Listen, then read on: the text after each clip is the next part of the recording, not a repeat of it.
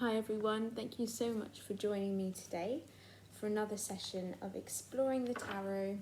Let's see what energies are coming up for today. Woo! Well, that very clearly wanted to come out. We have the Ace of Swords. Okay, Ace of Swords. This really speaks to me of rebirth, of new beginnings, of seeing today as an opportunity to start communicating differently, to start gathering new knowledge, to start building a new mental picture of how you want to be, who you want to be. You know, so often, especially in the spiritual world, we are told that our minds are often our enemy. You know, our ego is our enemy. It's considered a bad thing. But the swords, the suit of swords is really here to help us reconnect to what it means to have conceptual intelligence, right? What it means as a human to be able to use language, to be able to think of concepts, to be able to intellectualize. And actually, the fact that these abilities that we have, which are uniquely human, as far as we know anyway, for a lot of the abilities our mind has, they're uniquely human, and they are tools. They are incredibly powerful tools that we can use to create cohesion, to integrate our mind and our body and our spirit. Our intellectual capacities are very, very vital to being able to do that. So the Ace of Swords is all about beginning that process again of coming to a new understanding about yourself, about your desires, about what you wish to communicate, how you wish to present yourself to the world, how you wish to hone in on your knowledge. You know, it's all of those things. It covers such a wide umbrella of new beginnings and new ideas. But that's really what the Ace of Swords is speaking of. Let's see what card comes up, our archetype card, to support the Ace of Swords. I am feeling this one. The Vessel. Wow, I don't think I've ever pulled this one before. The Vessel. Beautiful. Okay. Let's take a look at what the Vessel has to tell us. Bear with me while I try and find it. The Vessel. It's one of the last ones, I think. The Vessel, here it is. Okay. The Vessel, the body, the container, the cup. The vessel may be the most powerful archetypal form on earth. It is everywhere. Cups hold liquid, stoves hold fire. Our bodies hold organs. Our homes hold families. Through the simple act of separation, the vessel protects what it contains. Nests protect the eggs. Savings accounts protect our earnings. Even the planets are contained within their circular orbit. When this card appears, it's time to assess what is being held together and how. Is the vessel too tight, too loose, broken, empty, full? Or perhaps there is no vessel at all, and the contents spill in every direction.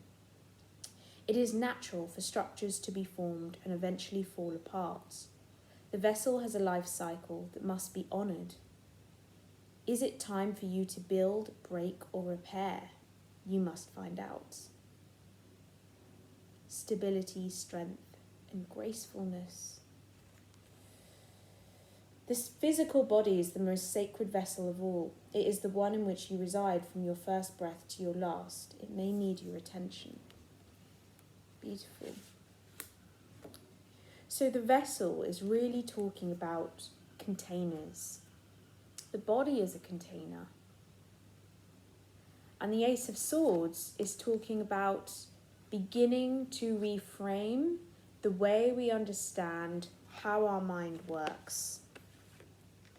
So there really is such a strong connection and message running through these two cards, right? Because so often we are taught that our mind is separate from our body. We're taught that our mind and our ability to intellectualize is somehow separate from our being, from our lived experience of being in a human body.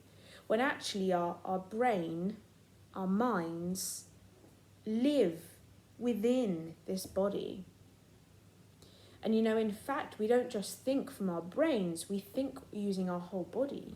We have a nervous system that also exists within the guts. The enteric nervous system, I think it's called.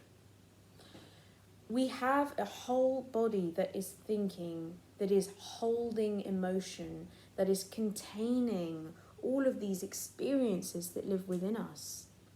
So when we act in our lives, the beliefs that we hold, the values that we try to live by, the kind of experiences that we go for, our desires, our thinking process, the kind of patterns that come up in our mind, all of that is influenced by the whole body, right? It's not just up here, it's the whole body.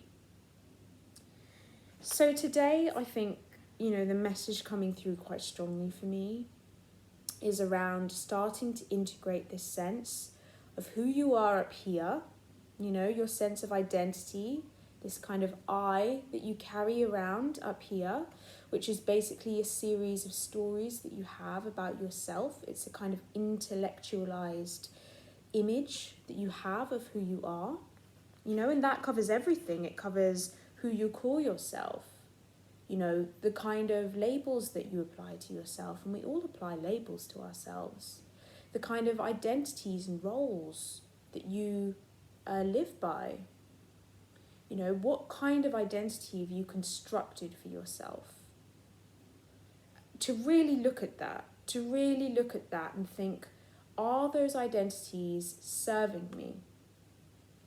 Are they helping my body? Are they nourishing me on kind of a full integrated sense of that word? I'll give you an example. So for me, one identity that I'm starting to really discover or see in myself through the habits of the way I live is that I find it very difficult to invest in myself, financially invest in myself.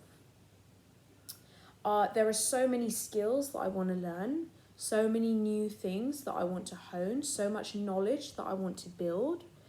But at the same time, I'm holding on to this contained idea, this container of an idea of my identity, which is that I don't spend money on myself. I'm not going to waste money on investing in myself, through whatever course or whatever bit of, whatever book or whatever bit of knowledge that I need. I'm not going to buy those things because it's a waste of my money. That's a belief that I've held for a really long time. It's a conditioning that I've carried from learning the habits of other people, other adults around me when I was growing up. And I kind of internalized that. But I'm seeing now how that particular container, that thought, is not serving me.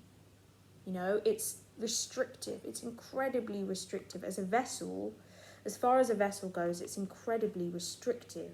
It's stopping me. It's kind of causing a lot of stagnation. I'm not able to kind of grow in the ways that I want to. And so to come to that realization is really what the Ace of Swords is about. And to say, well, if that particular thought container, that belief container is no longer working for me, because actually it's causing me to feel frustrated, it's causing me to feel anger, I feel like I'm not growing in the ways that I want to. If it's no longer serving me, then what container will serve me? What new belief is going to serve me? What new belief do I need to hold on, to start identifying with, to be able to then grow in the ways that I want to? And for me, that is, I am worth investing in myself. When I invest in myself, more and more abundance comes to me, more and more opportunity comes to me, more growth comes to me, more aliveness comes to me.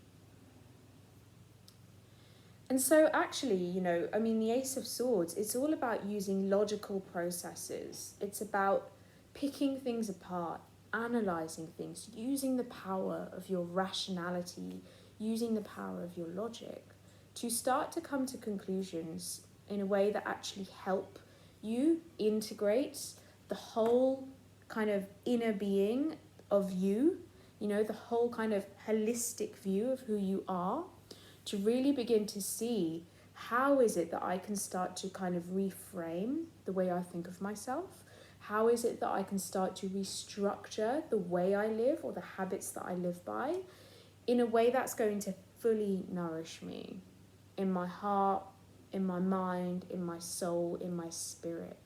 How can I use the power of my rational mind, that kind of stereotypically left side brain, that left hemisphere of kind of rationality, of analysis, of kind of executing ideas and actions, strategic thinking, building plans. How can I use all of that in a way that's actually going to help me grow this container of who I think I am? How can I begin to use that mind of mine to see where my beliefs are holding me back, and then start to reframe them so that I can begin to expand, so that I can begin to grow this vessel? And what does a vessel that's growing look like? Well, it's a vessel that kind of really just soaks up that sense of aliveness, that feels a kind of keen sense of gratitude for being alive, that feels a kind of keen sense of awareness of what it means to be in this specific body that you're living in, and has a kind of keen sense of what it means to grow, to expand beyond your comfort zones. Yeah, but all with a sense of focus, with a sense of also holding yourself. You don't want it to spill out all over the place. You still want this to be a vessel where you have a sense of where you want to grow, and then you start to kind of use your mind to help you get there. Yeah? I don't know if that made much sense. It's a little bit, maybe that was a little bit conceptual, a little bit vague. But I do hope that you were able to get something out of it. As a kind of a first step, I would really, if you are looking to hone in on this energy today, just look at kind of where you're limiting yourself. Where are you feeling restricted in your life? What kind of restrictions have you put up for yourself? Where are you limiting your own ability to feel love, or to feel like you are worthy of love? To feel like you are valuable, that you are worth investing in? Yeah, so just look at where it is in your life that you're feeling restricted, and kind of look at the habits that you have in your life. Do those habits reflect the values that you hold? Does the way that you live your everyday life reflect who you want to be, who you want to become, the kind of skills that you want to hone, the kind of master of your life that you want to be? Start to really think about those things, and journal on it if that helps.